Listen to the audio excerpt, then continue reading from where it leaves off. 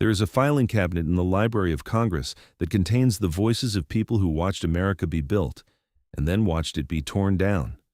Not recordings, transcriptions, thousands of pages of handwritten and typed interviews conducted between 1936 and 1938 by government writers who were sent into homes across 17 states with a single instruction: get their stories before they are gone. I found them because I was researching something else. I was looking at the congressional record of Reconstruction, the specific legislation, the specific votes, the specific decisions that built and then dismantled the most ambitious political project in American history. But the deeper I went into the official record, the more I realized the legislation wasn't the real story. The people were. Because those interviews captured something no textbook ever could: the first-hand memories of Americans who were alive when everything was built. And what they described doesn't match the history we've been taught. Let me explain what I mean. Consider the math. An American born in 1855 who lived to 85, not unusual, not extraordinary, would have died in 1940. That means they were alive, speaking, remembering, when those government writers knocked on their doors in 1936, 1937, 1938. They would have been children in the 1860s. They would have been young adults in the 1870s, the decade when the United States government attempted something it had never attempted before and has never fully attempted since. Between 1865 and 1877, the federal government of the United States deployed soldiers, established courts, funded schools, created hospitals, and enforced voting rights across the 11 states of the former Confederacy. It built the first public school systems those states had ever had. It elected black men to Congress, to state legislatures, to local offices across the South. It created the Freedmen's Bureau, which operated 46 hospitals and negotiated labor contracts for 4 million people. It passed the 14th and 15th Amendments, which rewrote the constitutional definition of citizenship. It did all of this in 12 years. And then it stopped. Not gradually, not over generations. In a single negotiated agreement, in a single year, 1877, the federal government withdrew its soldiers, defunded its agencies, and looked away. Within a decade, everything that had been built was being systematically dismantled. The schools were defunded, the hospitals were closed, the voters were removed from the rolls, the congressmen were gerrymandered out of their seats, or threatened out of them, or simply prevented from reaching them.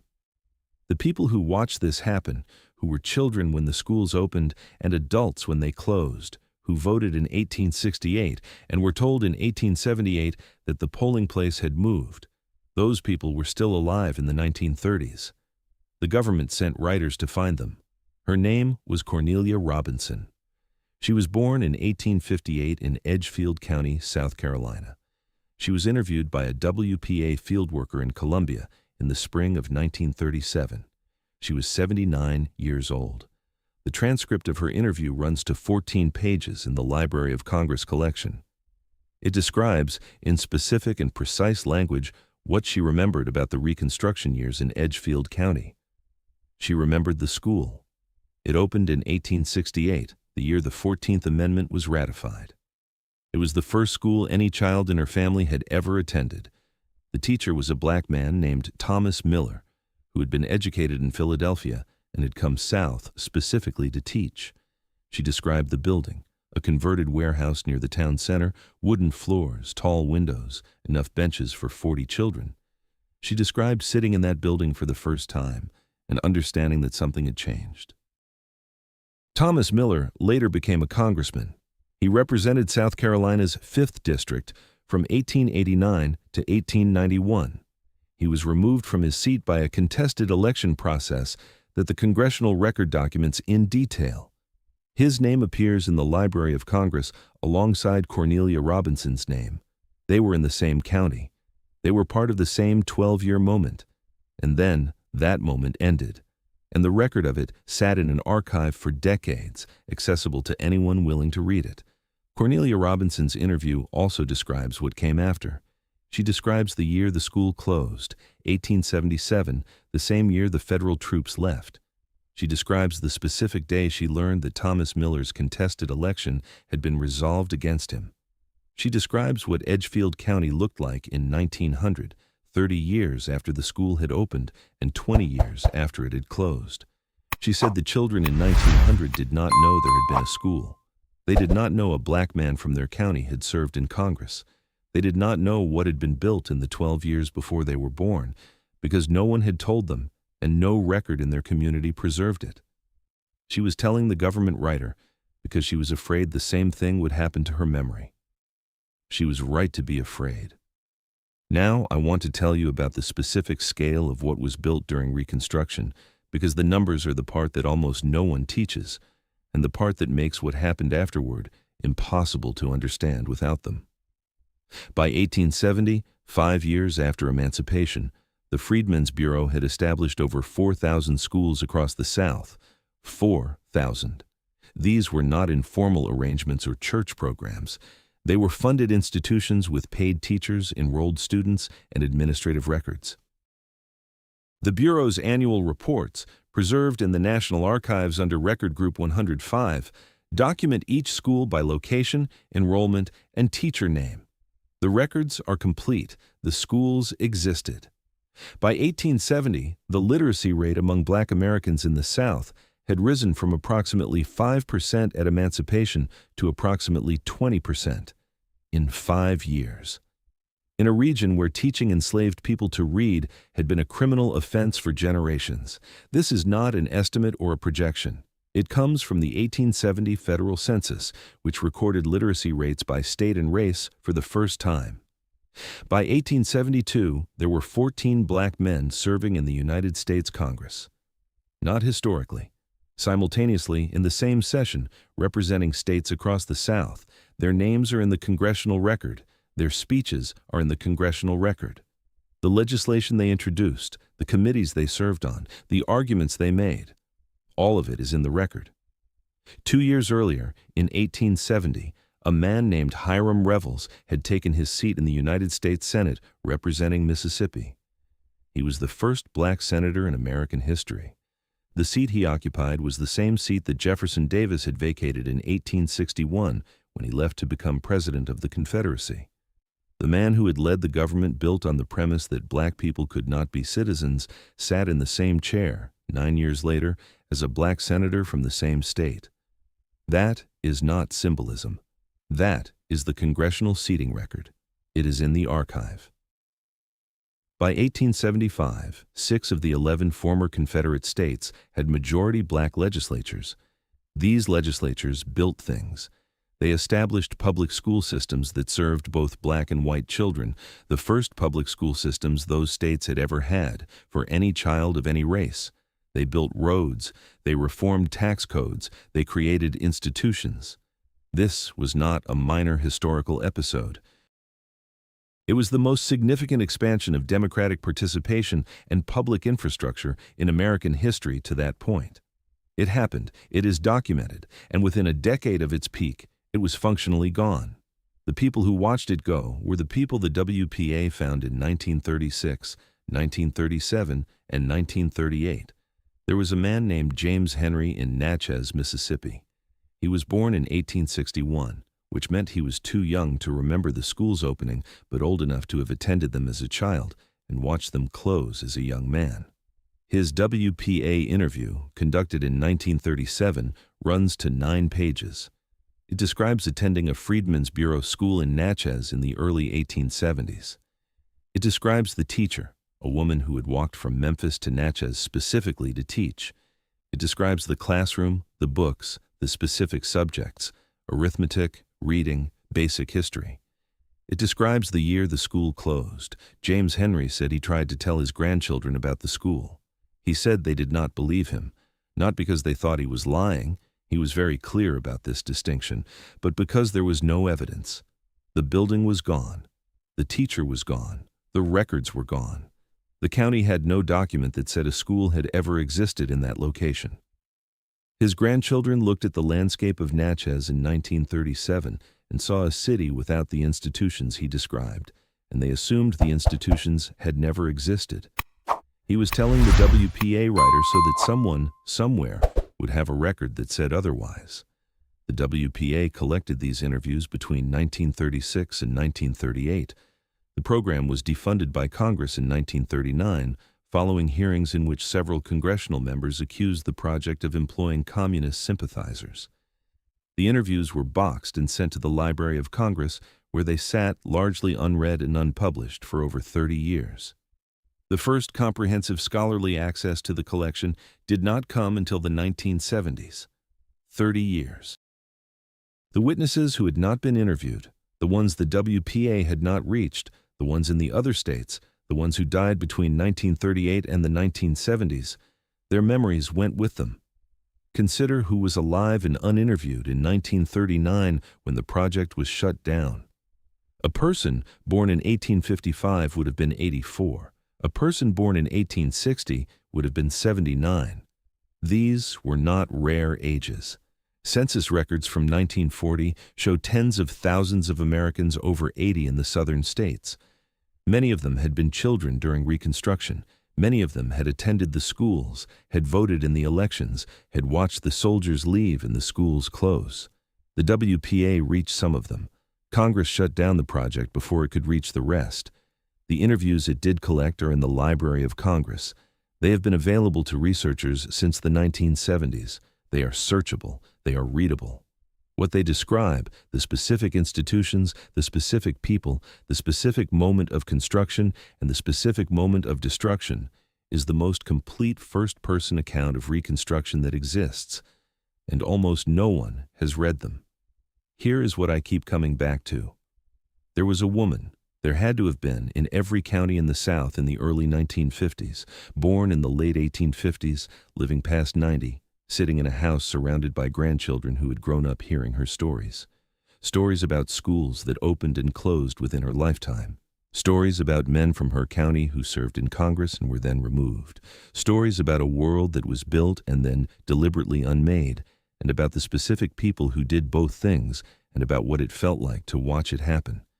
And when she tried to tell her grandchildren, they nodded politely and changed the subject, because her memories didn't match what was taught. And in 1950s, America, what was taught, always won. The WPA caught some of these voices: Cornelia Robinson, James Henry. Hundreds of others. But what about the ones they didn't reach? What about the stories told across kitchen tables and front porches in the 1940s and 1950s that no government writer recorded? Those stories passed to grandchildren who are now in their 80s and 90s. The last human chain connecting us to first-hand memory of what was built and what was taken. The documents are still in the archive. The voices are still there. What was missing was someone willing to read them. In 1901, a man named George Henry White stood on the floor of the United States House of Representatives and gave a speech. He was the last black congressman of the post-Reconstruction era. He had been elected from North Carolina in 1896 and re-elected in 1898, despite the fact that his 1898 campaign had taken place in the same weeks that a white supremacist mob had overthrown the elected government of Wilmington, North Carolina, the only successful coup d'etat in American history, documented in the congressional record, in the North Carolina State Archives, and in the testimony of the people who survived it. White knew he would not be returning. The district had been gerrymandered. The voters who had elected him had been removed from the rolls through a combination of literacy tests, poll taxes, and organized violence. He was giving his last speech as the last black congressman America would have for 28 years. He said, and this is in the congressional record exactly as he spoke it, "This, Mr. Chairman, is perhaps the Negro's temporary farewell to the American Congress. But let me say, Phoenix-like, he will rise up someday and come again." He left Congress in March 1901. The next black congressman was not seated until 1929, 28 years. That is not a coincidence or an accident or the result of changing demographics.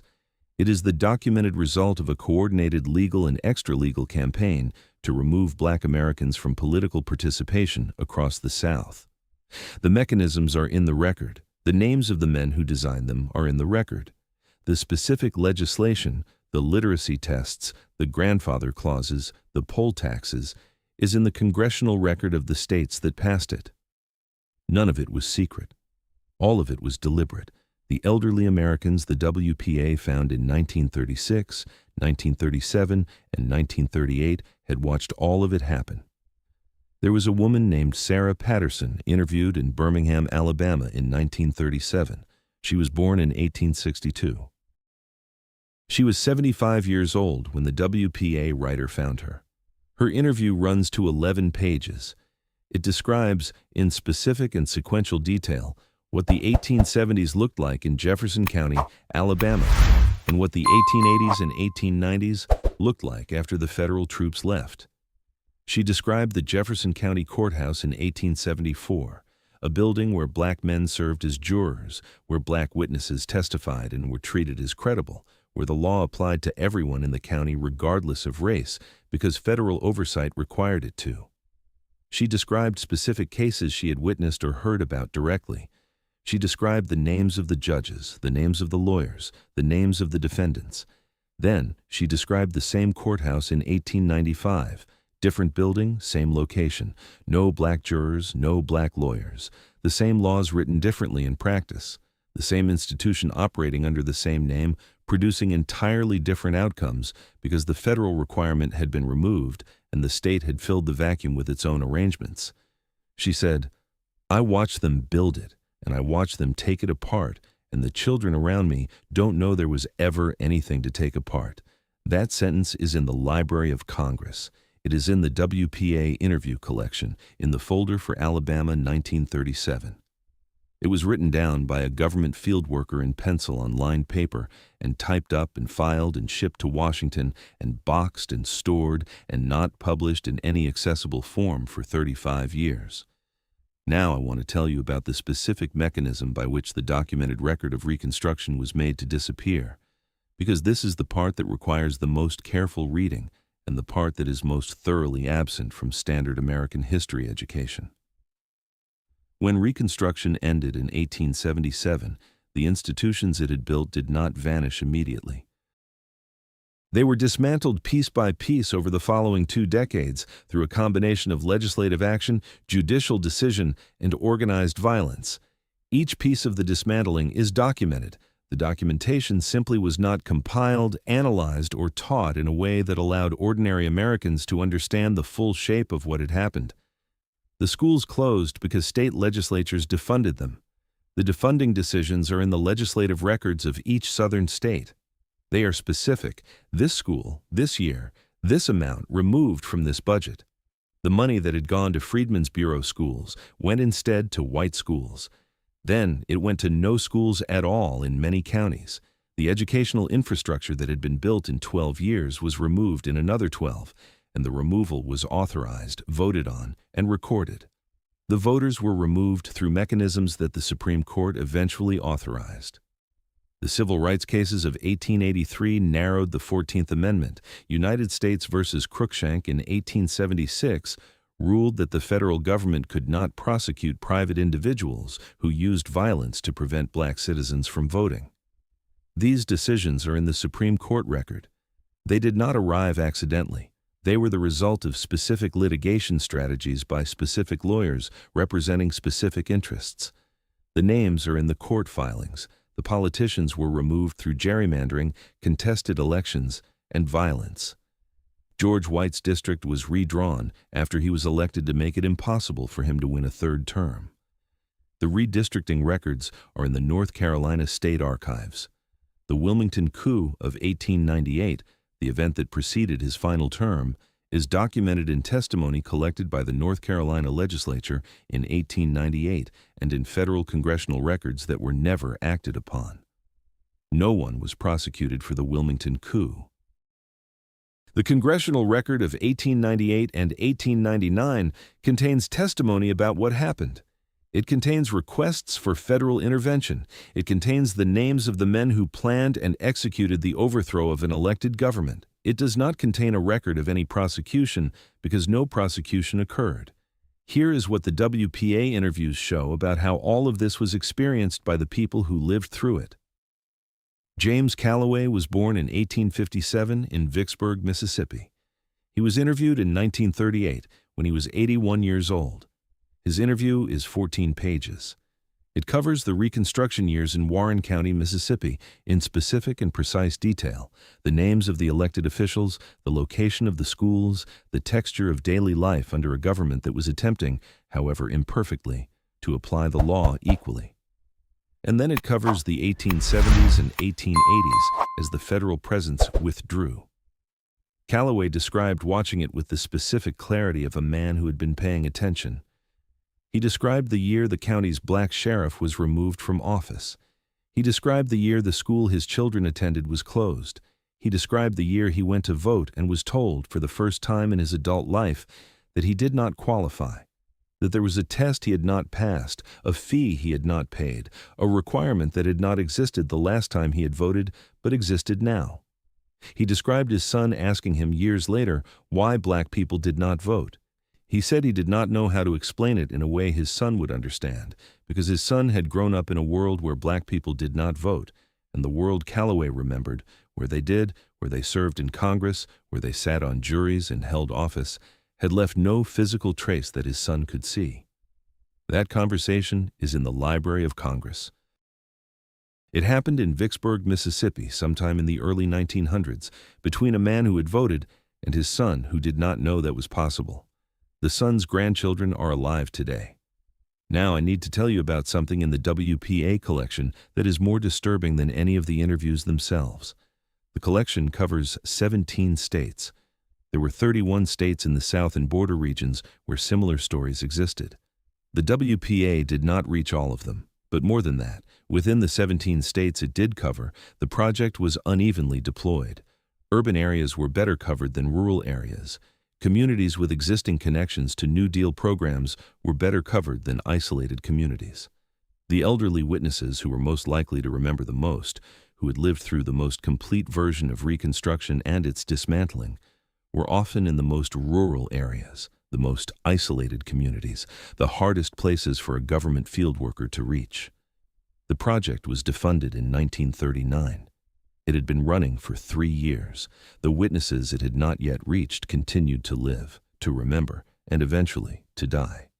A person born in 1860 who was interviewed in 1937 was 77 years old. A person born in 1860 who was not interviewed in 1937 but lived to 90 would have died in 1950. 13 years of living memory after the project ended. 13 years of Reconstruction witnesses dying unrecorded, their memories passing to grandchildren who had no framework to understand what they were being told, because the schools that should have provided that framework had been teaching a different version of the same events for 60 years. The version being taught in Southern schools in the 1930s, 1940s, and 1950s was the version that described Reconstruction as a period of corruption and misrule, during which ignorant black politicians and corrupt Northern carpetbaggers had exploited the defeated South. This narrative, which historians now call the Dunning School, after Columbia University professor William Archibald Dunning, who systematized it, was the dominant academic account of Reconstruction from the 1890s through the 1960s. It appeared in textbooks. It appeared in encyclopedias. It appeared in the 1915 film Birth of a Nation, which President Woodrow Wilson screened at the White House and described as writing history with lightning. The witnesses the WPA found in the 1930s were describing a different world than the one the textbooks described. They were describing schools and hospitals and courts and elected officials and a moment of genuine, documented, imperfect democratic expansion. And the people they were telling, their grandchildren, the WPA field workers, the archivists who received the boxes, were living in a country whose official history said that moment had never really existed, or had existed only as a mistake. Sarah Patterson's sentence, "I watched them build it, and I watched them take it apart, and the children around me don't know there was ever anything to take apart," is the most precise description of this problem I have found in any archive. She was right. The children around her did not know. And the archive that held her words sat in Washington, accessible but unread, for 35 years after she spoke them. The WPA collection was not published in comprehensive scholarly form until the 1970s. By then, the last witnesses were gone. The grandchildren who had heard the stories at kitchen tables and on front porches were middle-aged. The stories had passed from living memory into family memory, which is harder to verify, harder to document, and easier to dismiss. George Henry White's prediction, Phoenix-like, he will rise up someday and come again, came true in 1929 when Oscar DePriest of Illinois was elected to Congress. It came true more fully in the 1960s when the Voting Rights Act of 1965 restored the electoral access that had been removed in the 1870s and 1880s. It came true in the 1970s when scholars finally began reading the WPA collection and found inside it the first-person testimony of people who had watched democracy be built and watched it be taken apart. The building and the taking apart are both in the record. The names of the builders are in the record. The names of the people who designed the dismantling are in the record. The congressional votes, the court decisions, the redistricting maps, the literacy test statutes, all of it is in the record. And the voices of the people who lived through both, who were children when the schools opened and old when they closed, who voted in 1868 and were turned away in 1878, those voices are in the Library of Congress, in 14 pages of penciled transcription, waiting. They have been waiting for almost 90 years. The last Americans who remembered what was built are gone. Their grandchildren are almost gone. But the words are still in the archive, and archives don't forget, not even when everyone else agrees to. The WPA Life History Collection at the Library of Congress contains interviews from 17 states conducted between 1936 and 1940. They are digitized, they are searchable, they are free. Cornelia Robinson, James Henry, Sarah Patterson, James Calloway. Their names are in the finding aids, their interviews are in the folders. What they described, the schools, the courts, the elections, the men who served in Congress, and the specific mechanisms by which all of it was removed, is in the transcriptions, in the handwriting of government field workers who were paid to write it down before it was gone. The project was defunded in 1939. The witnesses continued to die. The archive preserved what was collected. George Henry White told Congress in 1901 that the farewell was temporary. He was right. The farewell of the witnesses is permanent. But the words they left behind are not. They spoke because they understood something about documents that most people learn too late. A word written down can outlast the person who spoke it. A document that exists can be found. A document that exists can be read. A document that exists can eventually be used for what it was always supposed to be used for. They spoke into the archive because they knew someone would eventually open it. Subscribe, because next week we open another file.